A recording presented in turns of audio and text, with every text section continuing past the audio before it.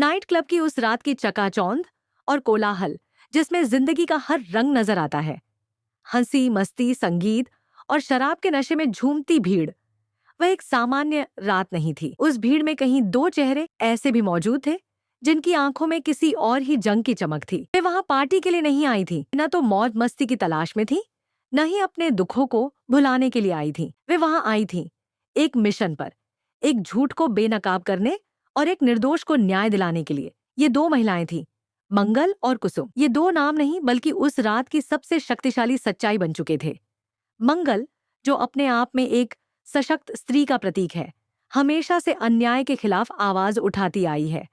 वहीं कुसुम माँ, एक स्त्री, एक गृहिणी, जो अब तक अपनी पूरी जिंदगी दूसरों के लिए जीती रही, आज अपने बेटे के लिए खुद अन्याय के खिलाफ खड़ी हो रही थी।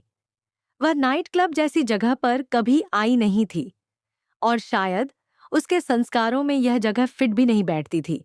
लेकिन जब बात बेटे की जिंदगी की हो, तो एक माँ किसी भी मर्यादा को पार कर सकती है। कुसुम की आंखों में एक दृढ़ निश्चय था, हाथ में एक पुरानी पारिवारिक तस्वीर और मन में एक आंधी जो हर उस झूठ को उड़ाने को तैयार थी जो आदित्य के इर्द गिर्द फैलाया गया था।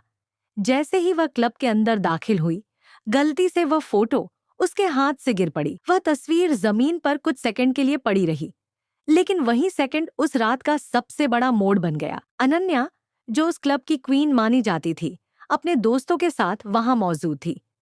उसकी नजर जैसे ही फोटो पर पड़ी, वह पहचान गई कि यह औरत कोई और नहीं बल्कि आदित्य की माँ है। अनन्या का चेहरा एक पल को हिल गया, उसके भीतर डर और नफरत एक साथ दौड़ने लगे। उस तस्वीर ने जैसे उसके सारे झूठ को एक झटके में नंगा कर दिया हो। उसने तुरंत अपने गुस्से और भय को ढंकने के लिए आक्रामकता ओढ़ ली। वह कुसुम के पास आई और बिना कुछ कहे उसे धक्का दे दिया। यह धक्का सिर्फ शारीरिक नहीं था, यह उसकी गरिमा, उसकी माँ की ममता और उसकी इंसानियत को ठुकराने का प्रतीक था। अनन्या ने खुलेआम कहा, अब तुम्हारे बेटे के साथ साथ तुम्हें भी जेल में होना चाहिए। ये शब्द किसी तलवार से कम नहीं थे। भीड़ में बहुत लोग मौजूद थे, लेकिन किसी की हिम्मत नहीं हुई कि अनन्या को रोके, क्योंकि उसकी पहुंच थी, उसका रुतबा था।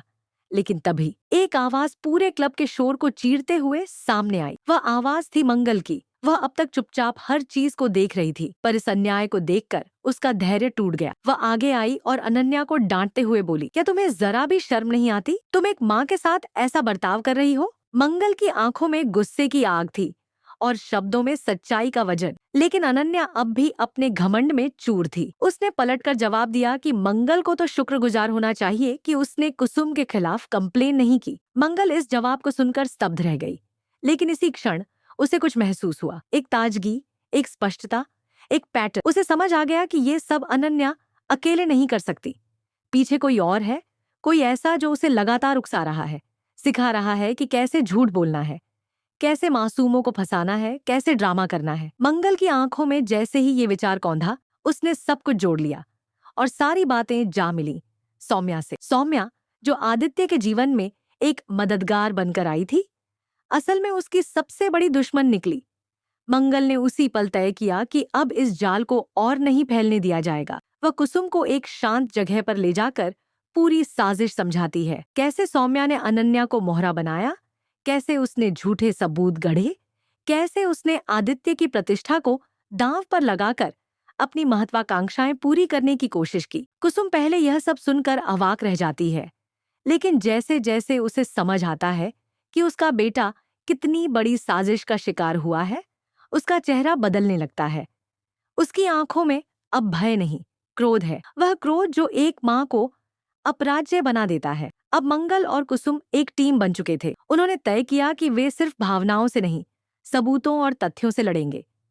उन्होंने पुराने सीसीटीवी फुटेज खंगाले, क्लब में मौजूद लोगों से बात की, गवाहों को तलाशा जो अब तक डरे हुए थे लेकिन सच्चाई के लिए आगे आना चाहते थे। उन्होंने सोशल मीडिया का सहारा लिया, अनन्या के झूठे बयानों को कट पेस्ट कर उसका असली चेहरा दिखाया। धीरे धीरे जनमत उनके पक्ष में बनने लगा। लोग अब सिर्फ दर्शक नहीं थे, वे सक्रिय भागीदार बन गए थे।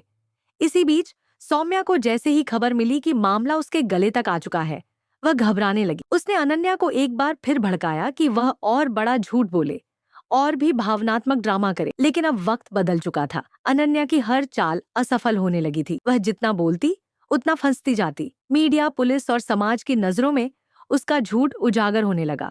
वहीं कुसुम और मंगल की मेहनत रंग ला रही थी। उन्होंने एक प्रेस कॉन्फ्रेंस रखी जिसमें सबूतों के साथ पूरी सच्चाई पेश की गई। पत्रकारों ने जब सवाल पूछे तो अनन्या का चेहरा उतरने लगा। कोर्ट में केस दोबारा खुला। इस बार जज के सामने न सिर्फ सबूत थे, बल्कि जनता की आवाज थी, सच्चाई की पुकार थी और दो महिलाओं की हिम्मत की गूंज थी। कोर्ट ने दोबारा जांच के आदेश दिए। अनन्या और सौम्या के फोन टैप हुए, उनकी कॉल रिकॉर्डिंग्स निकाली गई और वहां से भी झूठ की परतें उतरने लगीं। अब पूरा समाज जान चुका था कि कौन सच है और कौन झूठ। आदित्य को क्लीन चिट मिलने की नौबत आ चुकी थी। उसकी जिंदगी को जो बदनामी मिली थी, अब उसकी जगह गर्व ने ले ली थी। और इसका सारा श्रेय जाता है मंगल और कुसुम को, दो ऐसी महिलाएं जिन्होंने हार नहीं मानी,